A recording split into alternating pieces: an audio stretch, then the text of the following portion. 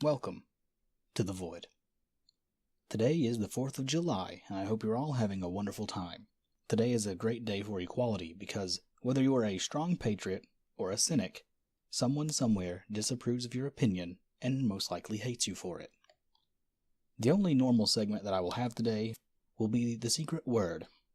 We'll go ahead and get that done right now so you all can see if you're the winner of our grand prize. The secret word for this episode is ephemeral. If you managed to guess the secret word correctly, congratulations. I hope that you take this great sense of pride and accomplishment, sprinkle it over your dreams, and shoot for the stars. If you did not guess correctly, the new secret word has now been selected. To keep our program on track, I think it'll be most appropriate if I take lines and sentences from documents that built up America and used them as the focal point for each segment. I think it is best for us to start with the Bill of Rights, the first 10 amendments that were added to the U.S. Constitution.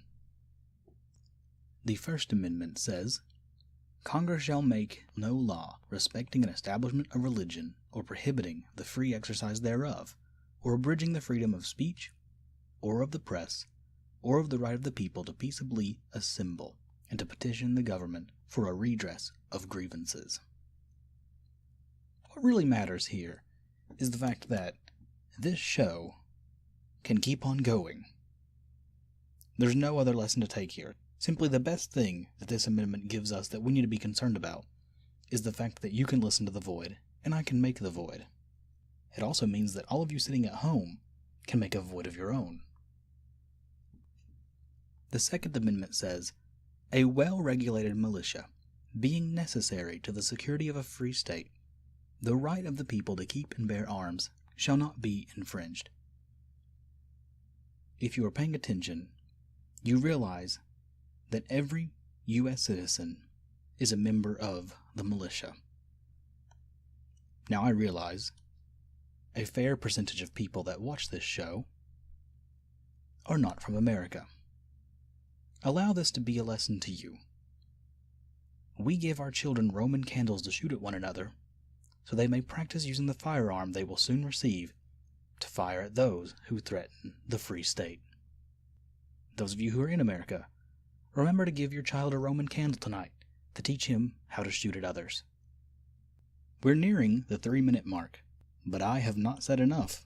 You may have listened enough, but I have not said enough. To reward you for your kindness and patience, we'll have a music break. Here is some patriotism.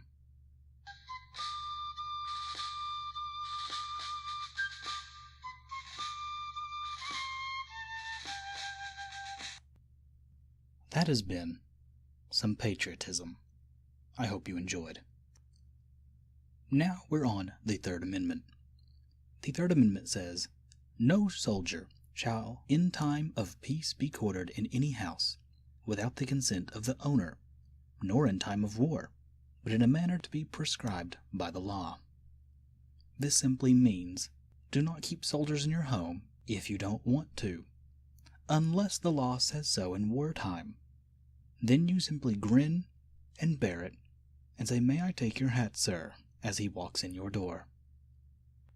The Fourth Amendment says, the right of the people to be secure in their persons, houses, papers, and effects against unreasonable searches and seizures shall not be violated, and no warrants shall issue but upon probable cause, supported by oath or affirmation, and particularly describing the place to be searched, and the persons or things to be seized. The only thing you should take away from this moment is that when you are searched at the airport, you should bring out a copy of the Fourth Amendment to the TSA officer, wiggle your finger in his nose, and say, I know what you are doing, and I do not approve of this. Then prepare yourself for a full cavity search. The Fifth Amendment says, no person shall be held to answer for a capital or otherwise infamous crime, unless on a presentment or indictment of a grand jury, except in cases arising in the land or naval forces or in the militia, when in actual service in time of war or public danger. Nor shall any person be subject for the same offense to be twice put in jeopardy of life or limb, nor shall be compelled in any criminal case to be a witness against himself, nor be deprived of life, liberty, or property, without due process of law, nor shall private property be taken for public use without just compensation. The big takeaway here is to be quiet when someone's questioning you about a crime you committed, unless, of course, you're in court. For when you are silent there, you will be punished on the base of obstruction of justice. And remember, if the government takes your land to make a park just because you punched your neighbor, you should be getting a nice lump sum.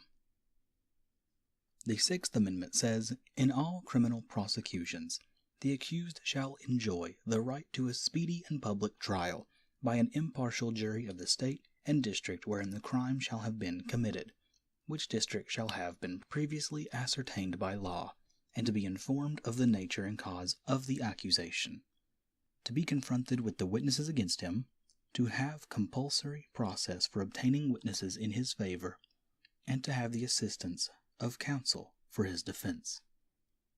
The major takeaway for the audience at this point is that relativity is a large factor. When you are accused of a crime, you will not enjoy your experience by any means. You have the right to a speedy and public trial, which, while is public, is by most measures not speedy at all. So the major takeaway here is that relativity is king. At this point, no one is truly listening. The amendments, no one really cares about. If you've read them, it was most likely in a 10th grade history class, and you've since forgotten all except the first, second, and maybe one other. In light of this fact, let's take a small music break to make a transition in our train of thought here at the studio. Here is some America. This is America. That was some America. Let's talk about fireworks. If you are American, tonight you will hear the sound of loud bangs in the sky above you. You may look up at some point and think, what grand miracles of science have brought us these bursting streams of light and ear-rupturing pounding? Now, in some neighborhoods, you will hear this very same thing, see a similar effect, and see people die. If you're in one of these neighborhoods, maybe it's in your best interest to move. In some neighborhoods, you will hear both. If you're in one of these neighborhoods, there's also most likely a large amount of alcohol consumption, which means every quarter mile or so there will be a police officer ready to check inside your vehicle for open containers. And if you're going to a nearby location where the city puts on fireworks, prepare for traffic that gives you a real headache and makes you hate every other American around you. Remember, when getting parking and when leaving these events, America does not have a we in it, it has an I in it, so take care of yourself. So my fellow Americans, as the sounds of at least 12 or 15 fireworks explode over my home, I invite you all to enjoy your evening with your friends and family. If you have neither, you're welcome to enjoy it with me, playing this broadcast on repeat, just so it sounds like someone's there. Enjoy the little things of this time, embarrassing family members that post about the confusion they experience when they can't tell if it's gunshots or fireworks. Also enjoy the people screaming next door about the big party they threw, but neglected to invite you to. No matter what you do this evening, enjoy yourself. Have a nice glass of your favorite drink.